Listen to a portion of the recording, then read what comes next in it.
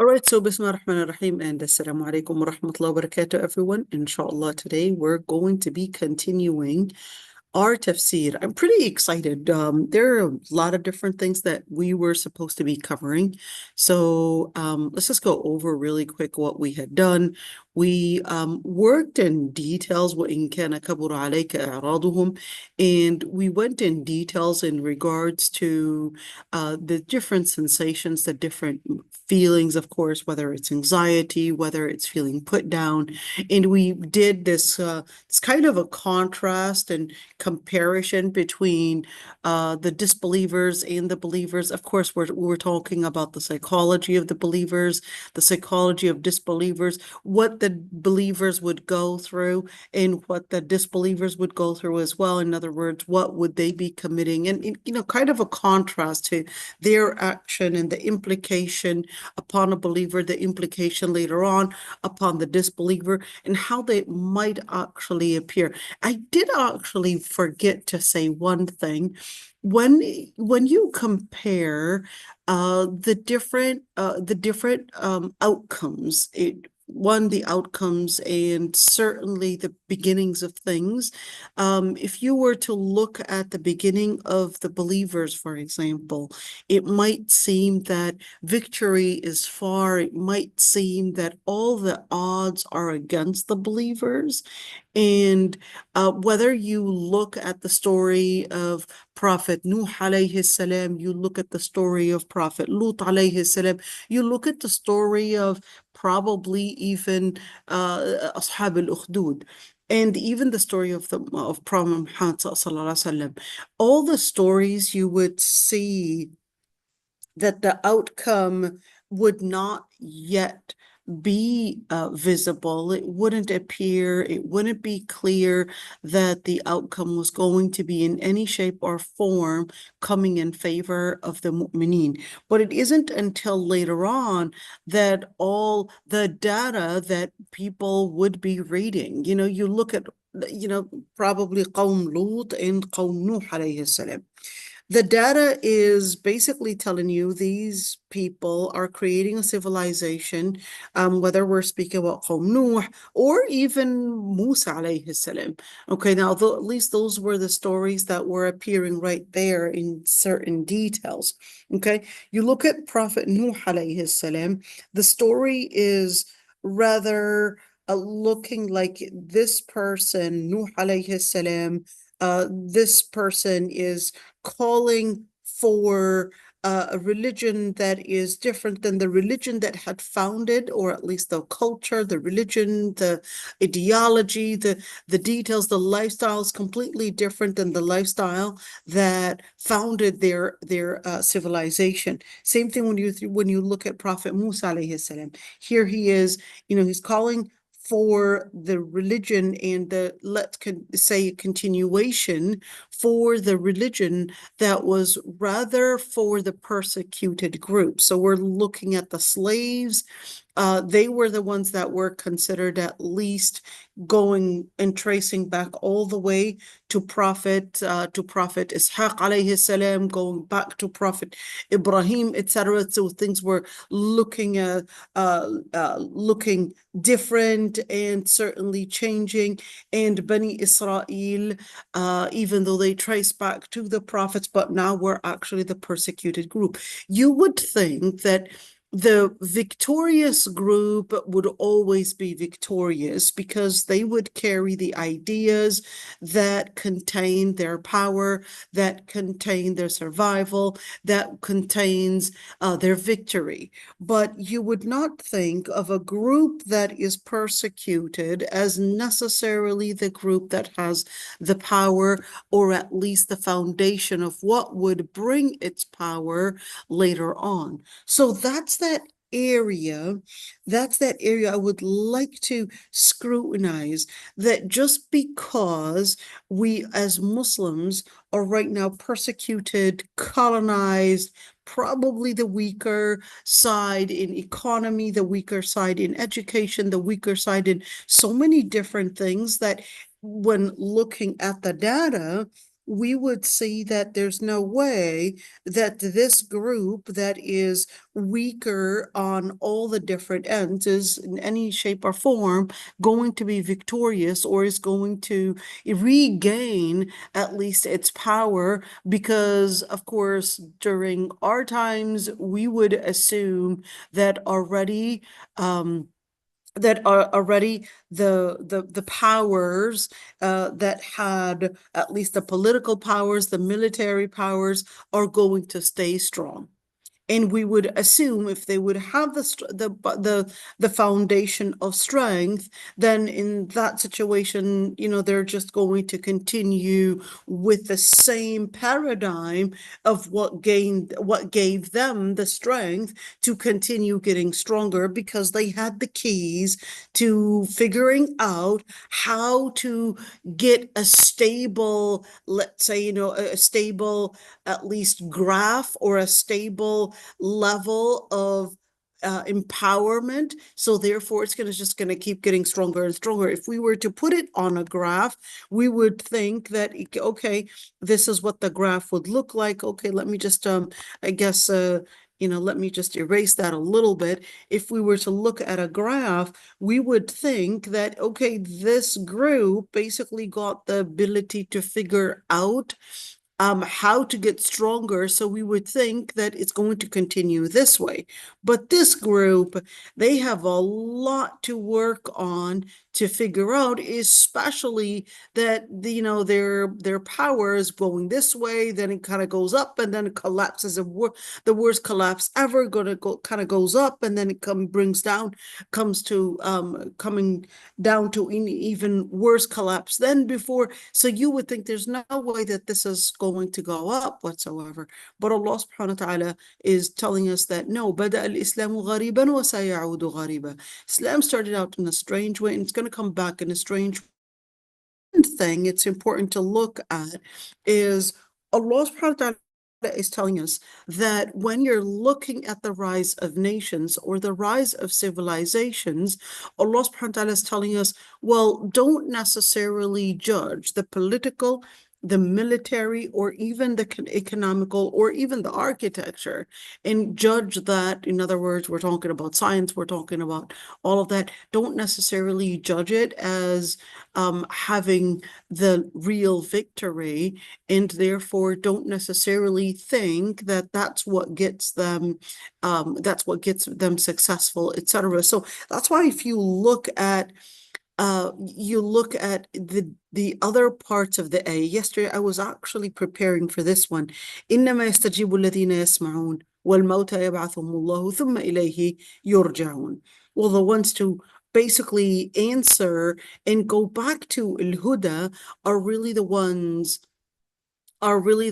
that would really hear the words of Allah subhanahu wa ta'ala. In other words, there's no way to actually find the foundation of success unless you really hear al-Wahi, because that contains as the light, the spark of the light to bring about the differences within the individual and even within the society. وَالْمَوْتَى يَبْعَثُهُمُ اللَّهُ ثُمَّ إِلَيْهِ يُرْجَعُونَ. Yet the ones that are dead, the ones that basically do not have the life, in other words, what is Allah subhanahu wa ta'ala telling us?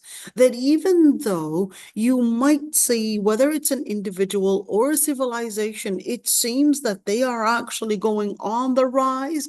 The truth of the matter is that they're actually containing not the elements of life, but the elements of what would actually come to bringing their demise, what would come to bring their fall. They basically started from the beginning, which basically is not having the spark of light to keep them alive. Now let's continue. So therefore, the ayah would consider that whether it's an individual or whether it's a civilization, they're basically considered mauta. They're considered death or dead. يَبْعَثُهُمُ اللَّهُ ثُمَّ إِلَيْهِ يُرْجَعُونَ. And on Judgment Day, the Lord Almighty would resurrect them. In other words, they might see that this civilization, or even if it's an individual, might see it that they're actually on the victorious side, But Allah subhanahu wa ta'ala said, well, it's not just the dunya that you want to look for, but it's even the akhirah. What is that taking me? And where is that taking me? That's taking me to Ashab al-Ukhdud for a bit.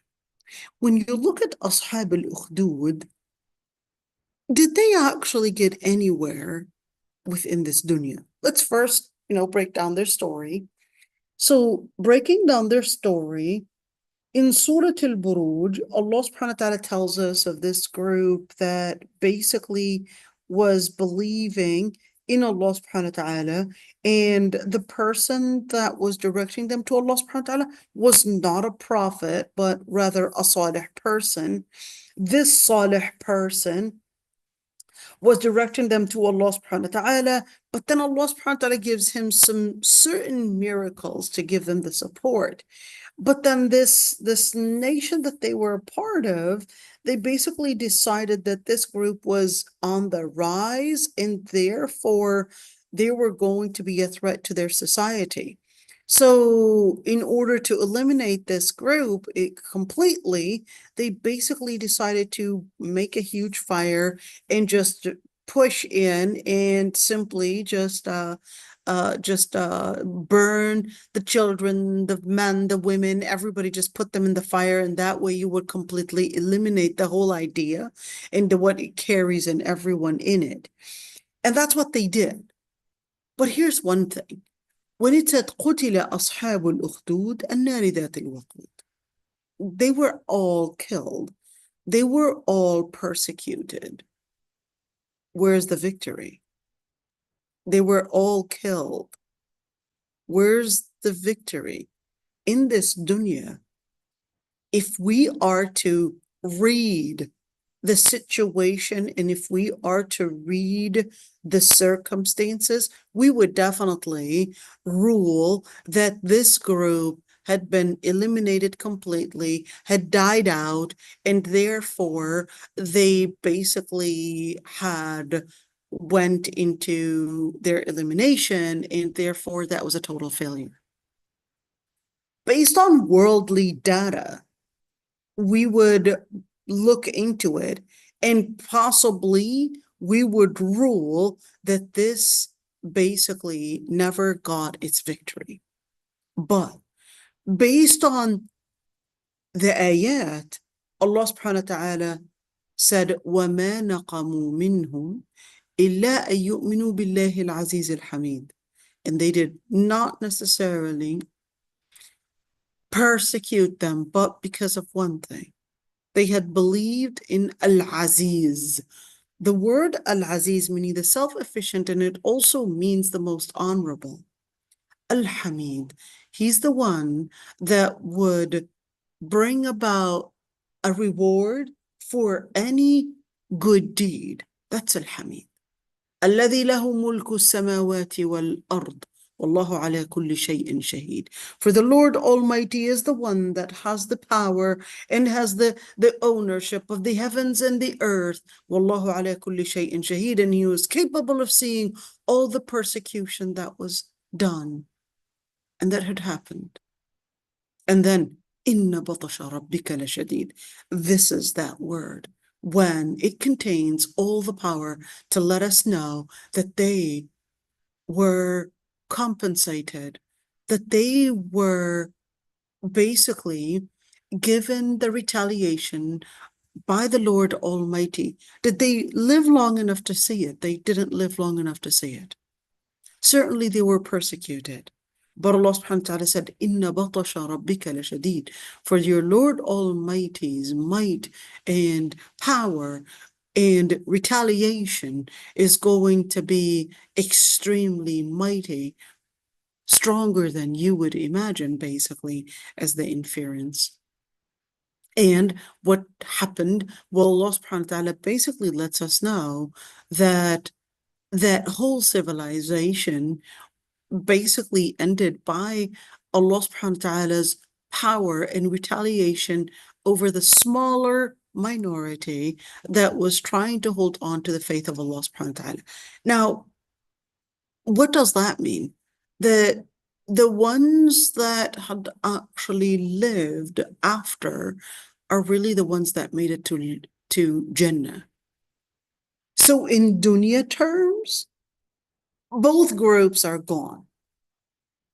In dunya terms, both groups were eliminated. In akhirah terms, and that's what we need to revive, in seeing the world not based on dunya terms, but based on akhirah terms. We would see, for example, the people of Gaza. Oh, 1/3 of the whole region was completely wiped out, was completely dead, under all these rebels. And then we would just judge that, okay, they lost all of this. But then Allah subhanahu wa ta'ala is telling us, no, yes, the whole world was standing, not in support, just watching all of this. Unfortunately, you had the worst of the enemies were actually the nearby enemies, the Arab. Egypt, UAE, Saudi Arabia, Qatar right now included, okay? Jordan, all of those were actually supporting all of this.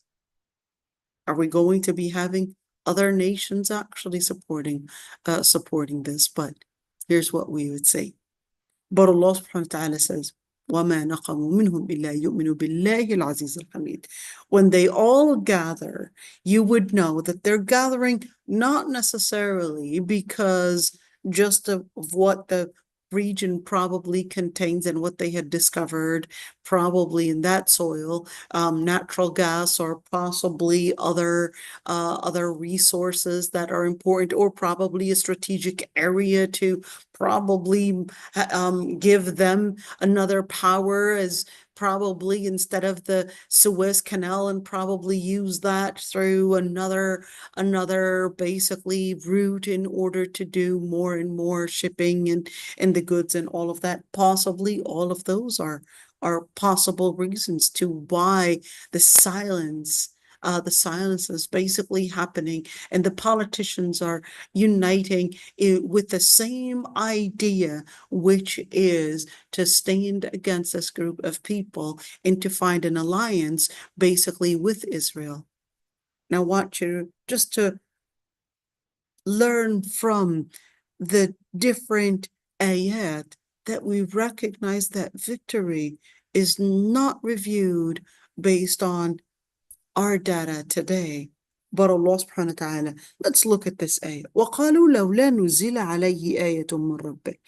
And they said, if only he had received a miracle, a verse from his Lord. And Allah subhanahu wa ta'ala said, قُلْ إِنَّ اللَّهَ قَادِرٌ عَلَىٰ أَن يُنَزِّلَ آيَةً. The Lord Almighty is capable of revealing a miracle or a verse, but most people don't even recognize. Why is it لكن أكثرهم لا يعلمون? I thought there was a miracle. The Prophet ﷺ did get a couple, at least, let's call them materialistic miracles, things that they could see, whether it's a splitting of the moon, or whether the tree moving and the tree even speaking right before their eyes, or the water going in between his fingers, or whether the Prophet ﷺ telling them of information that they had asked and challenged the Prophet ﷺ about. So things that they had actually seen. ولكن أكثرهم لا يعلمون. And when you look at ولكن أكثرهم لا يعلمون, most of them do not know. Do not know what? Do not know how to read, one, the signs, the miracles, how to figure out all those different things that Allah subhanahu wa ta'ala had basically sent for them to see as miracles. Most of them do not comprehend and use their ability to see the signs, and that's why Allah subhanahu wa ta'ala continues, وَمَا مِن دَابَّةٍ فِي الْأَرْضِ وَلَا طَائِرٍ يَطِيرُ بِجَنَاحَيْهِ. They're looking for materialistic miracles. Well, every single creature that's basically walking on earth, or even a bird that's flying up in the air and flying with its wings being stretched, they're all basically similar patterns. It's all coming with a similar pattern for us to see that whether it's animals, or whether it's things that fly up in the air, you might think that they're basically a different creature, but they're actually coming from the same source, in order to prove that there's only one God Almighty. So Allah subhanahu wa ta'ala says, مَا فَرَّطْنَا فِي الْكِتَابِ مِنْ شَيْءٍ. We did not leave, in other words, any piece of evidence that would come to give you basically a clarity of mind, but we had basically exposed it and made it clear and made it in words or even things that you could see that would reflect the magnificence of the Lord Almighty. So whether we're speaking about al-kitab to mean the written book, to mean al-Quran, which is most likely what this context is about, and or al-kitab to mean two books. Number one is that the Quran itself is basically telling us to go back to the open book, and here it basically gave us one piece of the open book, which basically is looking at the different, whether speaking about the different systems, whether in biology, physics, and the way the whole galaxy is functioning. All of that are basically to let us know that Allah subhanahu wa ta'ala had created everything in an intricate detail, in a specific way, and therefore cannot go outside of regarding it as in any shape or form that it was created in absurdity or with no purpose. If things are created in the specific and very intricate and very detailed numbering, very detailed structure, that would actually mean that it was created for a specific purpose, or else why would the structure be there? Number one, we're looking at the structure. Number two, we're looking at the world, and the structure is telling us that every single structure was created for a particular reason. So whether we're speaking about a smaller structure, we're speaking about the reason why the eye, for example, in its anatomy was created this way, was in order to give the reason or the purpose of seeing.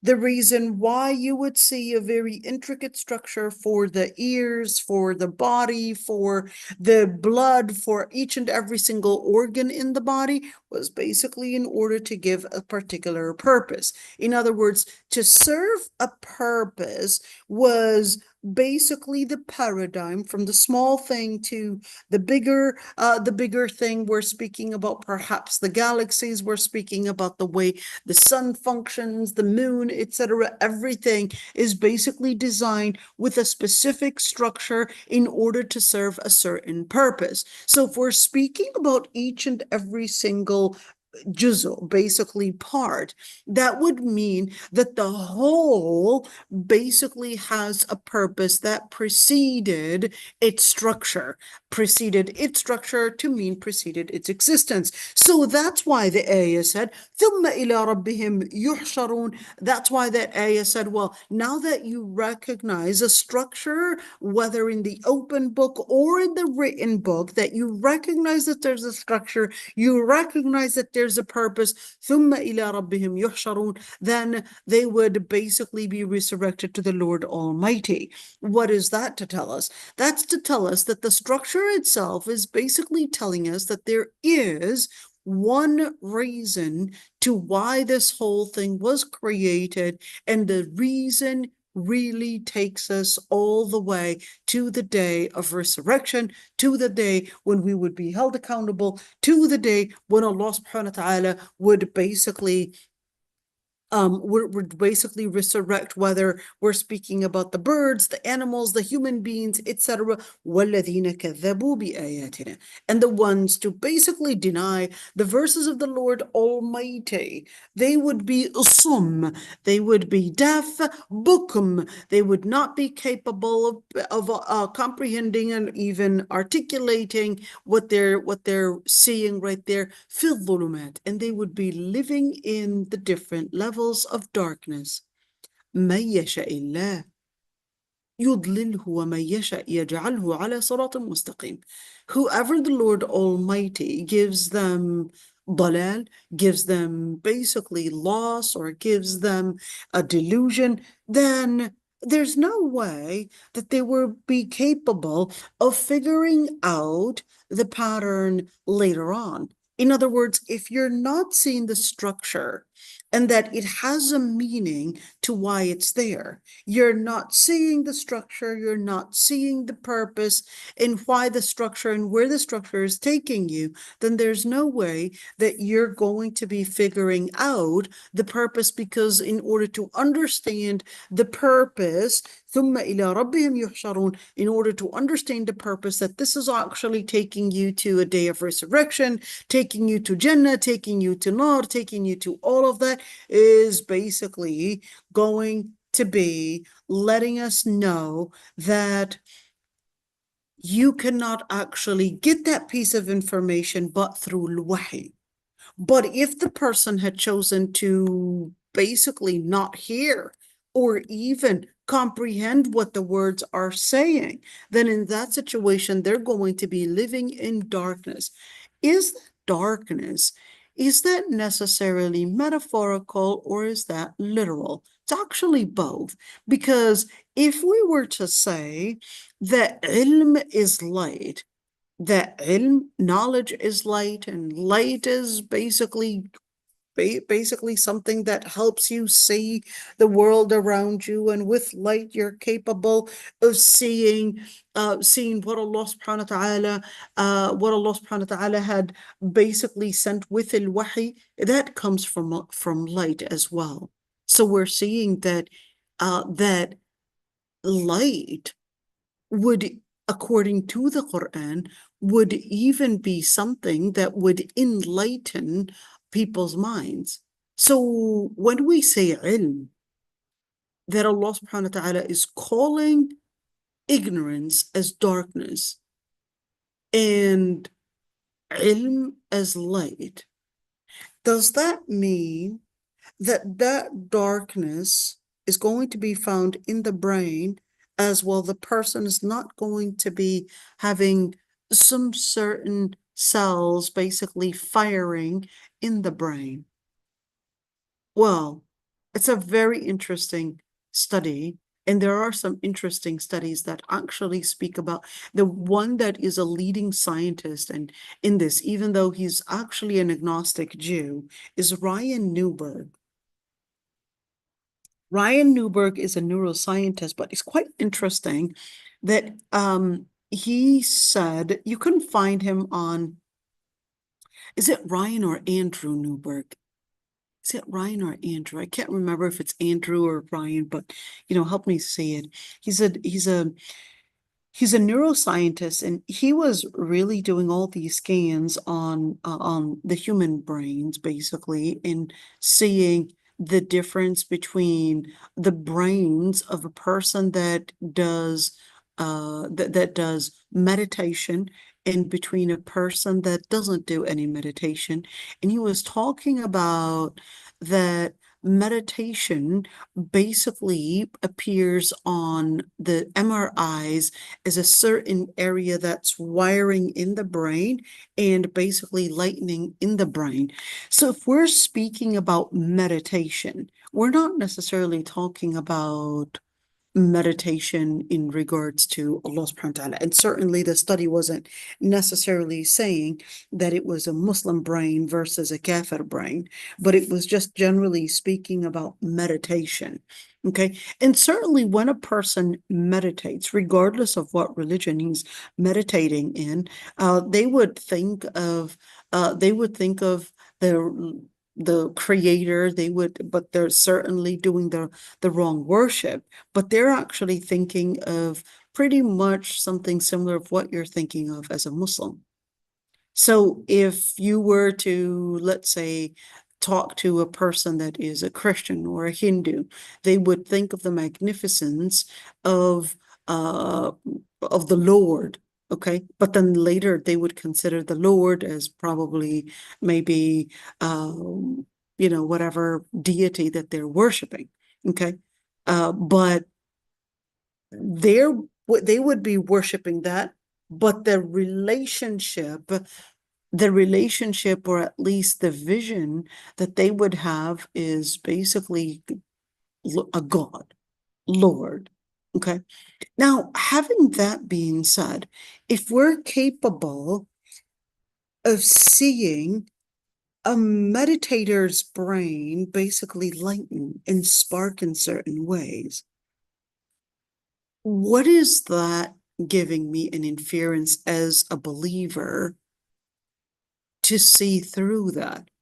That if a person, and if we're capable of seeing that a believer can have, or a believer, meaning believer in God, or a person that meditates, can actually have some signs in the brain, basically showing some sparking, some lights basically in the brain. And this is the word that he used. He said that they're the different neural cells that basically lighten in the brain. And he literally said that they would fire together and create like a spark, and create like a firing together, and they would basically create some energy inside. So if we're seeing that just believing in the existence of God, or meditation, that it basically has some spark to it, that would actually give us as believers the inference, and let us know that certainly faith does have an impact in how the brain functions, and how it lightens, and how it sparks. That's the most important inference that we would basically get to.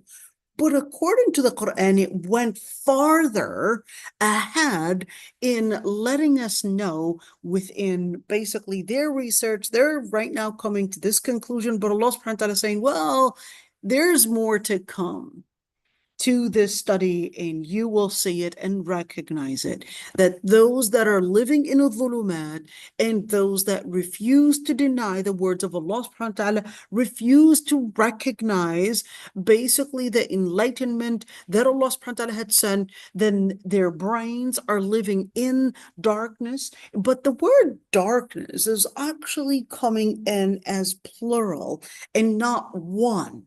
Okay, so in other words, we're speaking about darkness upon darkness upon darkness, and that's really similar. Let's just remember the page 141. I'm going to take you to another ayah for a bit, and that was in Surah An-Nur. Let's go to Surah An-Nur for a bit and just see something. Let's see if we can find Surah An-Nur really quick, because with Surah An-Nur, it's taking us to something rather, I would say, coming in with the same idea. Let's see, is that Surah Al-Hajj right there? So let's go find Surah An-Nur and look at that ayah that basically tells us in regards to that light and what it would look like into where, okay, what am I doing here?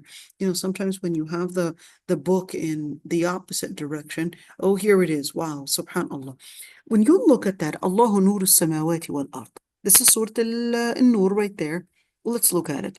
Allahu nuru samawati wal ard. The Lord Almighty is the light of the heavens and the earth.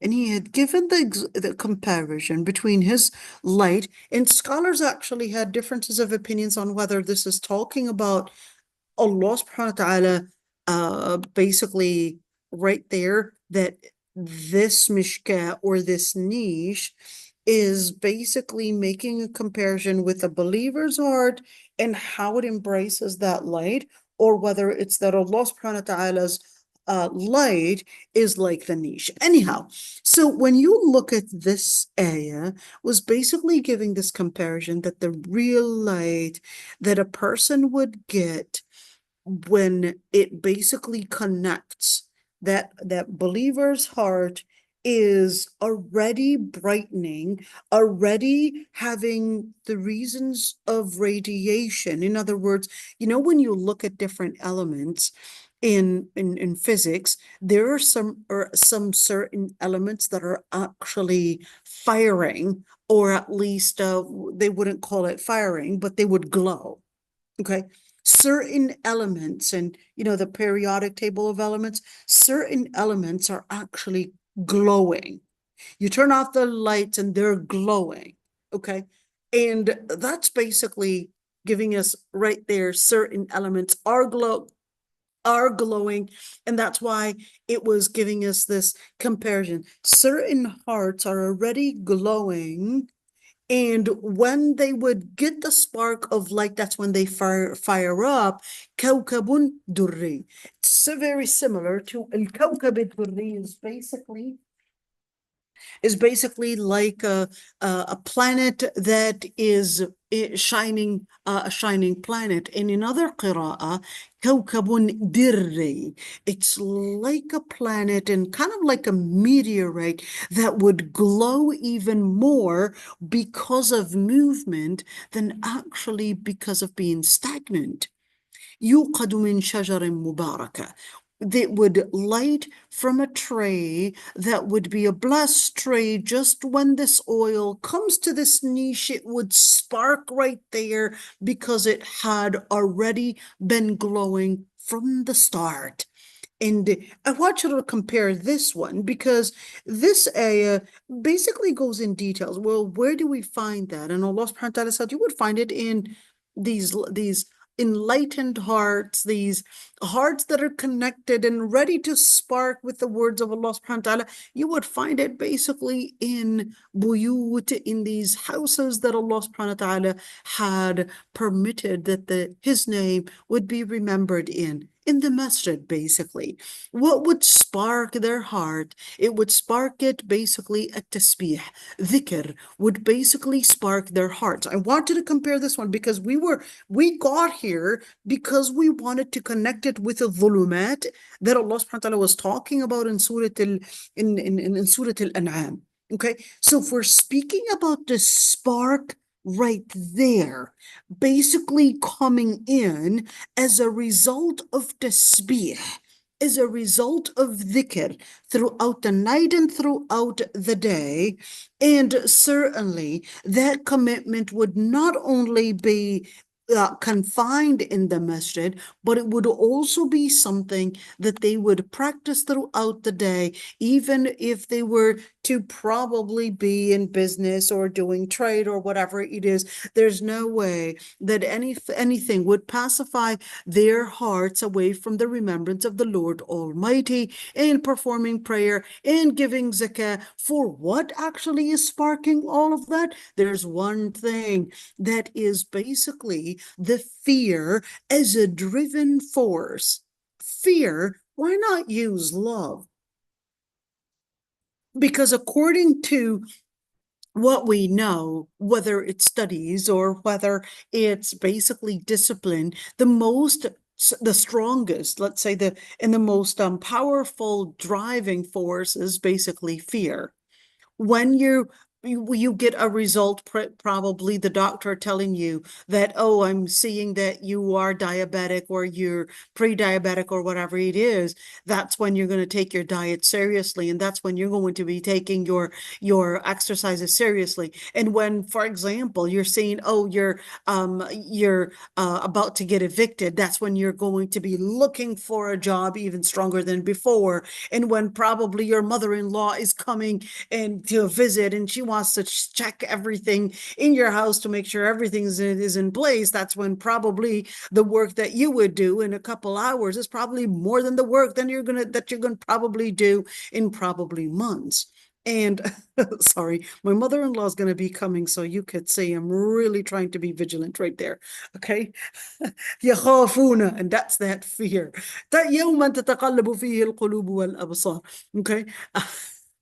All right. So يخافون يوما تتقلب فيه القلوب والأبصار, when this fear basically is recognized and is in the driving as the driving force in the believer's heart, that's when al-qulub, the heart, and even the sights and even the eyes are basically going stronger in seeing, in of course seeing their positions and what they're doing. Why? Because they would be afraid of that day when the hearts and the eyes would basically express fear on Judgment Day. So, what would happen?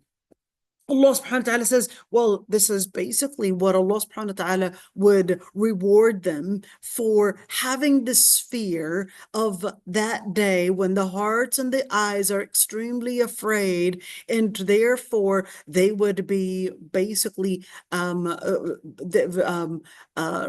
recognizing the principles that they should be following. So Allah subhanahu wa ta'ala on Judgment Day would give them the reward and better than what they had actually been committed to. وَالَّذِينَ كَفَرُوا. There's that other piece.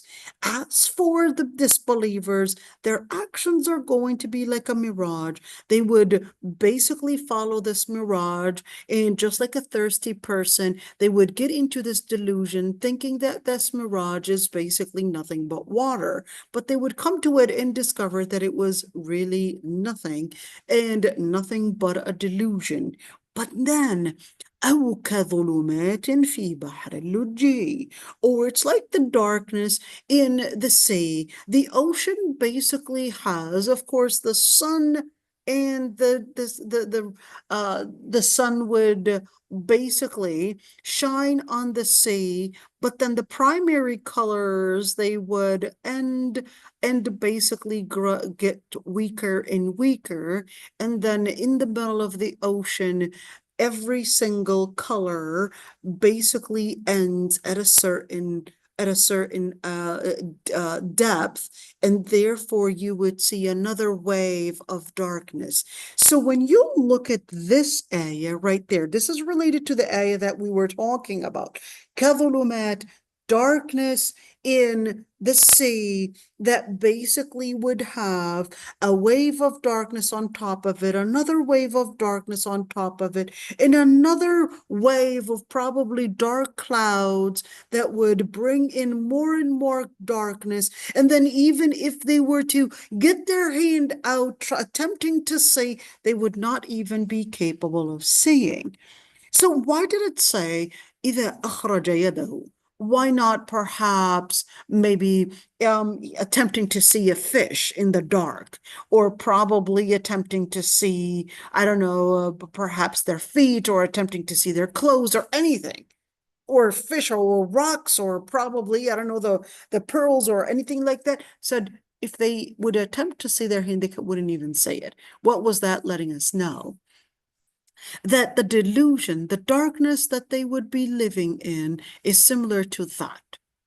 It's darkness upon darkness, and even the tools that they were given in order to see the world around them. So their eyes had basically gone blind because, of course, in order to see, you would basically need the light to hit on against the surface, and then that surface would basically go into your eyes, hitting the retina, and then basically get into the brain and sending you the information. That's why you can't see in the dark, because there's no light basically hitting against the surface, and then therefore it's not coming into your eyes and you can't see it. Okay, so in that situation, this person, not only did they lose the ability to see in the sea, and certainly even their hearing is basically blocked by all the water.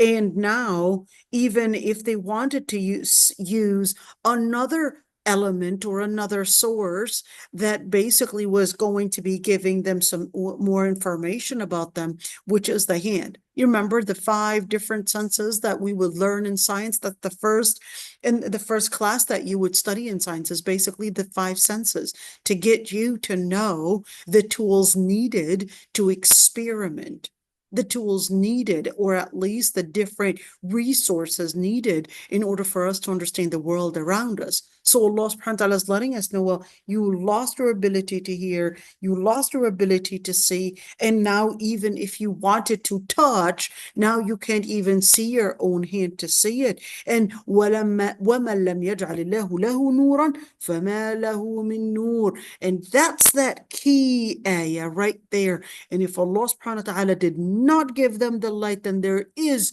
no light to basically see outside of the light of the Lord Almighty. So when you look at the word ظلمات, it's basically talking about one, ظلمات meaning ignorance, and ظلمات to literally telling us that the brain is not seeing outside and basically comprehending the different things that are there in al-kitab. Al-kitab to mean two books, to mean the open book, and basically the written book. So if we're speaking about the resources, in those resources, the 5 different senses, if the person did not have the light to see and understand through the lens of Quran and Sunnah, then they're going to be living in darkness. Then the true light is basically the light that Allah subhanahu wa ta'ala had revealed in the Quran or revealed in the scriptures. And Allah subhanahu wa ta'ala basically tells us, well, if you don't recognize that, then you're basically living in darkness, thinking that you're doing the right thing, and you're basically going to be living in a delusion. Let's go back to the ayah. Now that we recognize that وَمَنْ لَمْ يَجْعَلْ لَهُ نُورًا فَمَا لَهُ مِنْ نُورٍ, right in this ayah right there. Now we go back to the other ayah, because it was saying وَالَّذِينَ كَذَبُوا بِآيَاتِنَا صُمٌّ وَبُكْمٌ. Now remember how we were talking about having their hand coming up and basically seeing it. Now this ayah is basically saying summun wa bukum. They would be as if they were deaf, they can't even hear it, and certainly they would be in dhulumat, they would be in darkness, basically living it, and therefore they cannot see. So they would be blind, they would be deaf from hearing things, and therefore مَن يَشَاءِ اللَّهُ يُضْلِلْهُ وَمَن يَشَاء يَجْعَلْهُ عَلَى صِرَاطٍ مُسْتَقِيمٍ basically comes with the inference وَمَن لَمْ يَجْعَلِ اللَّهُ لَهُ نُورًا فَمَا لَهُ مِن نُور. And that's the same thing, but looking at it from a different angle. If the Lord Almighty, in other words, if the person had chosen to live in the delusion, then there's no light for them to basically recognize the world around them, because they would be living in darkness. If the foundation and the tool to see, to recognize, to hear, and understand, comprehend, and put these pieces together, basically what you're seeing, and the interpretation to help you understand the explanation and the interpretation of how to understand what I'm seeing, and therefore all of that being processed in the heart, if those are blocked, then there's no way that the person is going to be capable of deciphering all of this existence that they could say that they are part of, and they would be as if they're sinking in darkness upon darkness, and then they would basically think that they're capable of figuring things out, but it's just waves of darkness, and they're completely surrounded with all the evidence to let them know where they're at, what they're at, it's in what they're in, and all of that. But of course, if the main keys to understanding, to relating to the world and relating to Allah subhanahu wa ta'ala is basically living in darkness, and therefore is disabled, then there's no way that there could be any way of figuring out how to live on a Surat al-Mustaqim. Surat al-Mustaqim, in order to live on that straight path, then you would basically have to recognize first the foundation, the keys to helping you understand the world. قُلْ أَرَأَيْتَكُمْ إِنْ أَتَاكُمْ عَذَابُ اللَّهِ أَوْ أَتَتْكُمُ السَّاعَةُ. Why is that important? Let's continue right there and say, do you see if the punishment of the Lord Almighty or the hour had come to you, whether a sa'a to mean death or whether a sa'a to mean judgment day? Who other than the Lord Almighty would you be invoking if you were to really give us an honest and strong and a decent answer? And the one you would invoke if death would come to you, or even a torment, a punishment would come to you, you would basically say, "Oh God, help me." That's that moment, a sincerity that you would really recognize. It's your instinct basically waking up to letting you know that during that moment of weakness, you would only reach out to one, God Almighty. بل إياه تدعون. As a matter of fact, you would invoke the Lord Almighty, and if He wills, in other words, if you were sincere in your invocation, He would uplift and basically bring an end to whatever torment or perhaps whatever the Lord Almighty wills. And then you would forget all about the things that you were associating partners with Allah subhanahu wa ta'ala. Now, if you were to look at the coming ayah, وَلَقَدْ أَرْسَلْنَا, and we had sent unto the different nations before you, and we had taken them بالبأساء والضراء. What is البؤس? البؤس is, it can mean sorrow, and it can mean anxiety, and it can mean poverty. الضراء is basically illness, is usually referring to illnesses, mental illnesses, physical illnesses. لعلهم يتضرعون. For that is basically a way to bring healing. And what is that? Giving them another chance to probably go back to the Lord Almighty and probably return to the Lord Almighty. What is the inference that this ayah is taking us? So if people are not connected to Allah subhanahu wa ta'ala, just like the nations before, we would think that, and even that nation, while it's basically rising, whether it's rising militarily, politically, economically, all of these different things, they would think that they have the key to success, basically. And Allah subhanahu wa ta'ala says, well, فَأَخَذْنَاهُمْ, then they would be taken بِالْبَأْسَاء. بأساء. So the first type of harm and the first decline that they would recognize is basically the decline of, one, the economical decline, because al-bu's is poverty, al-bu's is also anxiety, al-bu's, sorrow, anxiety, all of that. So the first decline that they would say is economical decline. In other words, economical injustices basically going into the rise, because even though they thought that they're when you say you're speaking about nations, you're speaking about civilizations, basically.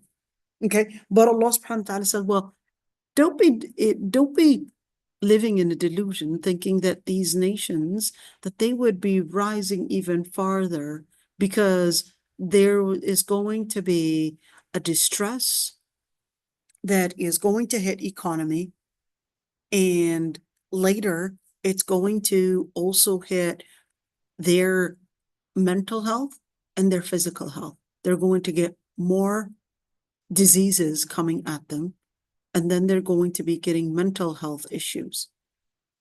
Sounds familiar? Deja vu, huh? Economical distress, or at least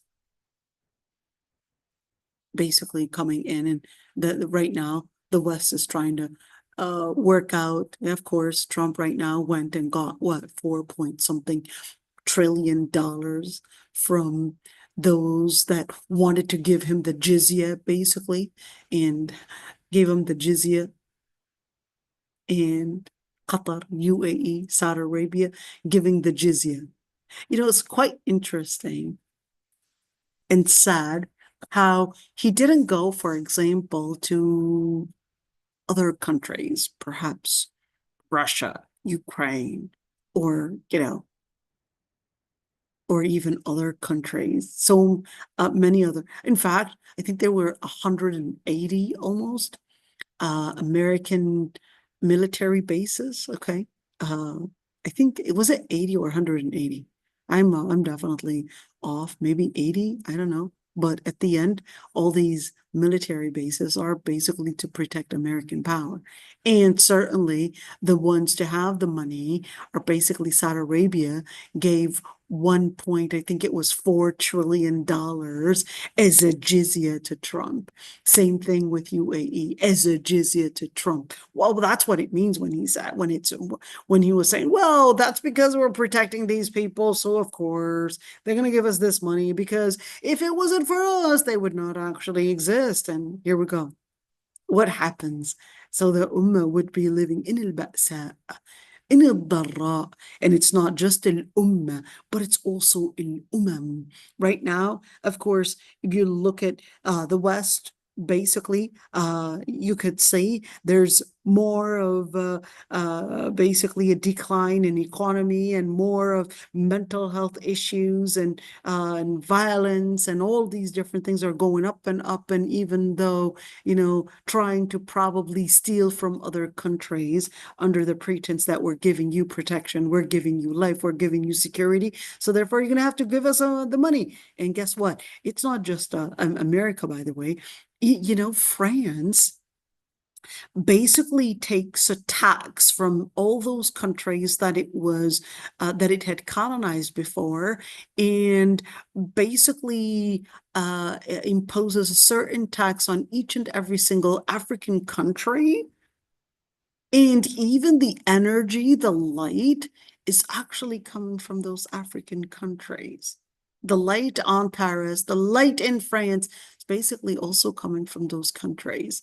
So what are we saying here? You could say what you could say that abuse, that oppression, the people in Africa are basically starving to get food, but then why? It's not that they don't have the resources. It's that the resources are basically stolen from another country, whether it's UK or whether it's France. And here it is again, the Muslims right now facing the same thing. Basically, another country saying, "Here we give you security. You're going to be paying that certain tax." So Allah subhanahu wa ta'ala says, well, those nations, according to the worldly way of reading such information, they would think that they're actually on the rise. But Allah subhanahu wa ta'ala says, أَخَذْنَاهُمْ بِالْبَأْسَاءِ وَالضَّرَّاءِ لَعَلَّهُمْ يَتَضَرَّعُونَ. They're basically taken with economical instability, and then later on it's basically mental health issues and physical health issues.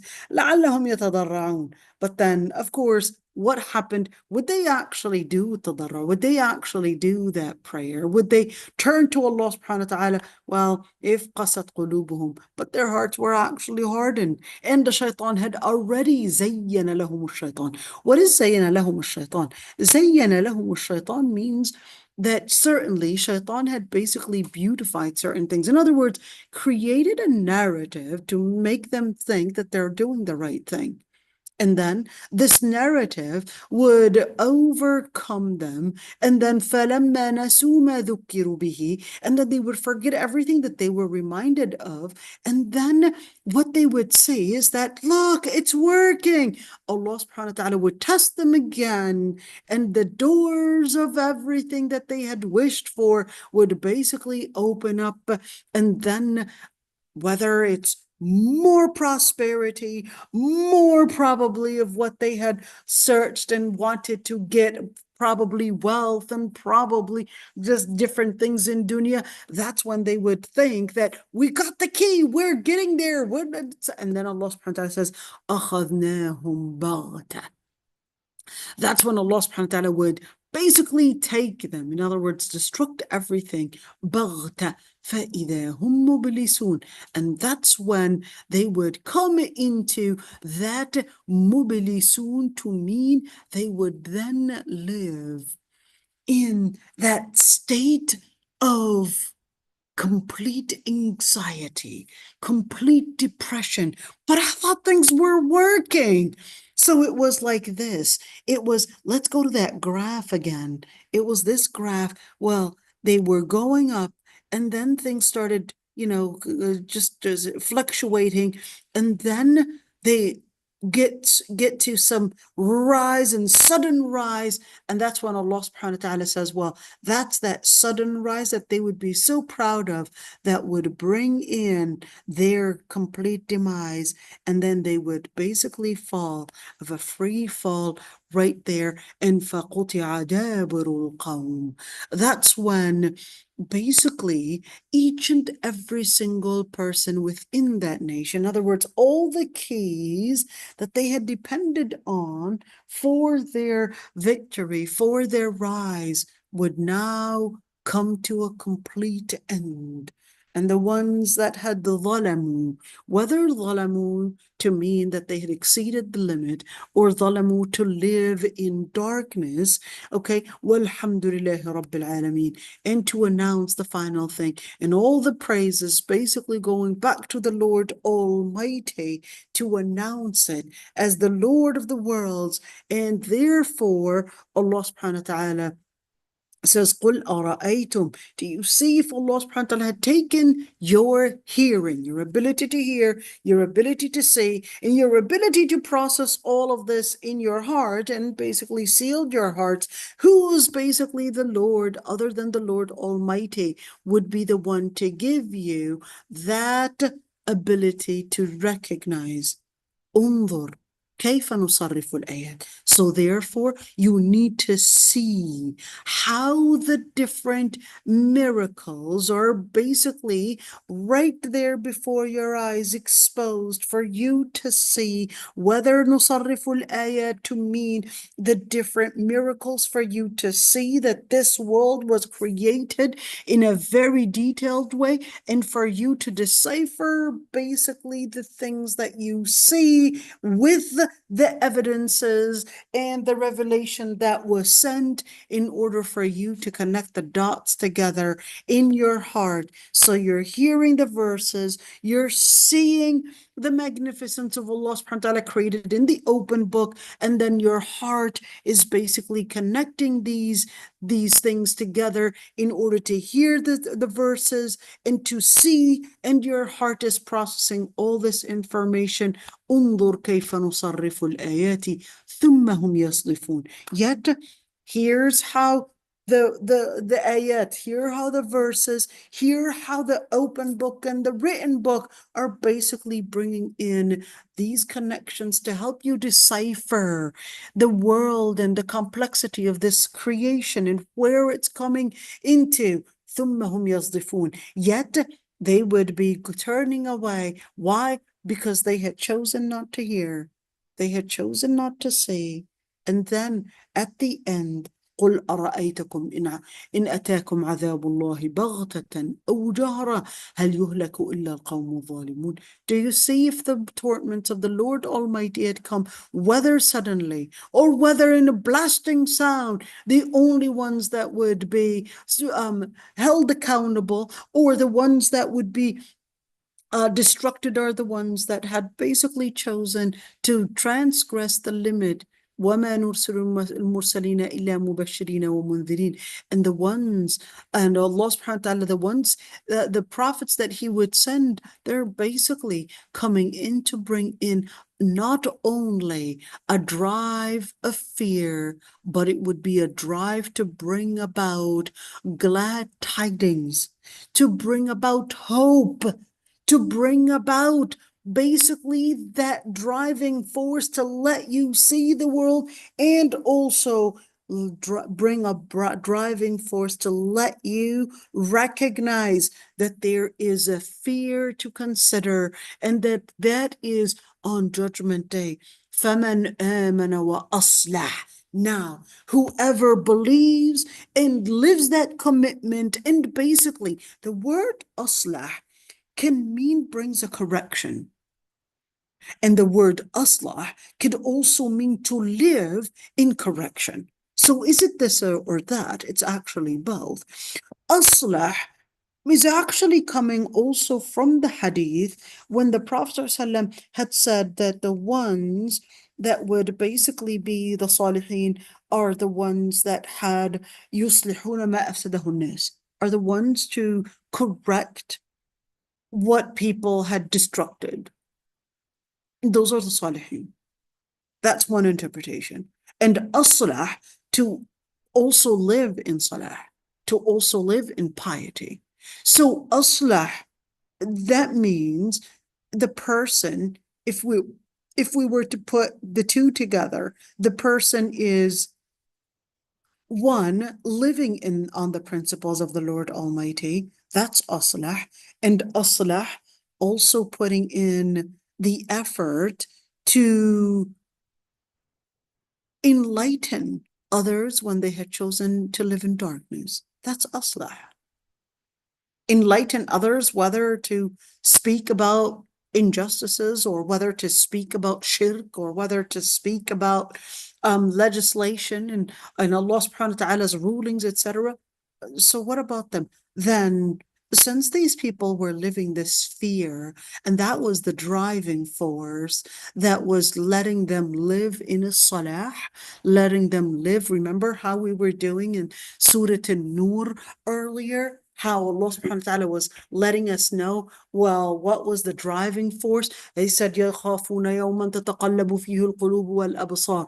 The driving force was basically that fear that was pushing them to doing what is right. And then Allah subhanahu wa ta'ala says, well, as a result, these people, they basically wanted to live in al-Iman, amen, and aslah, and also living in piety. Then those would be the people, فَلَا خَوْفٌ عَلَيْهِمْ. Those would be the people that would not face fear, and they would not face the sorrow. So why not the fear and the sorrow? Why the fear and the sorrow? The fear is because they were living in fear during dunya. And Allah and the Prophet ﷺ said that Allah subhanahu wa ta'ala would not لا يجمع على عبده خوفين ولا أمنين. Allah subhanahu wa ta'ala would not let a person live in two fears and two securities. So if you فمن خافني في الدنيا أمنته في الآخرة. Whoever fears Allah subhanahu wa ta'ala in this life, Allah subhanahu wa ta'ala would secure them in the hereafter. And whoever feels the security and just thinks, hey, I'm fine, nothing to be taken seriously, and living basically in all the different sins and not taking any of the warning that Allah subhanahu wa ta'ala had sent as seriously, then those would be the ones that would be afraid on Judgment Day. So Allah subhanahu wa ta'ala said, well, for these people, لا خوف عليهم. Why al-huzn? Well, just like when it compared it to previously, when Allah subhanahu wa ta'ala basically talked about that أخذناهم بالبأساء والضراء. They were taken in al-ba'sa. In other words, they were living in poverty. They then went into poverty. They went into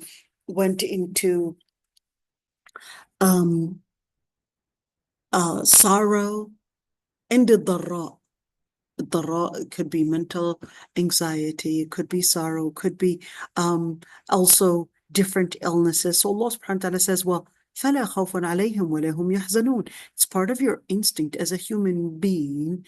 You're always wanting to secure these two areas. You don't want to be afraid. In other words, you're looking for security and you're looking for happiness. That's part of your instinct. In fact, every single person is basically running in search of these two, security and happiness.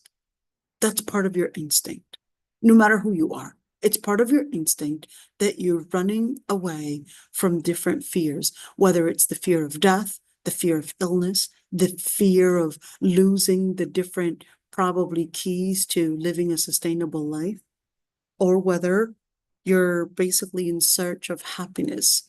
And of course, happiness, whether the different things that you would see that it's going to give me happiness, it's going to give me basically the dopamine, it's going to give me oxytocin, whatever it is that's going to give me happiness or whatever it is. So they're in search of that. They're spending a lot of money for it. نسأل الله سبحانه وتعالى to be amongst those that are لا خوف عليهم ولا هم يحزنون. Now, I really wanted to go. I know, wow, that's a lot of scribbling right there, right? But we needed to scribble all of that. Okay, now I really wanted to go for Tafseer al-Qurtubi in all those details. Maybe we could do that tomorrow, right? Should we do this Tafseer al-Qurtubi tomorrow? I'm okay. If you want me to do it now, we'll do it now. If you want me to do it tomorrow, we'll do it tomorrow. What do you say? So I want you to tell me right there in the chat.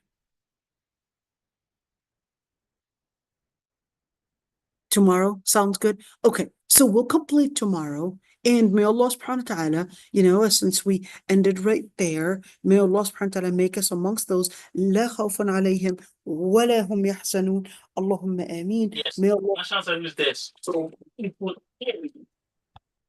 may Allah subhanahu wa ta'ala make us amongst those that would live in the security dunya and live the security within al-akhirah as well, and live in happiness in this dunya and live in happiness in the akhirah as well. سبحانك اللهم وبحمدك نستغفرك ونتوب إليك نشهد أن لا إله إلا أنت. So we will inshallah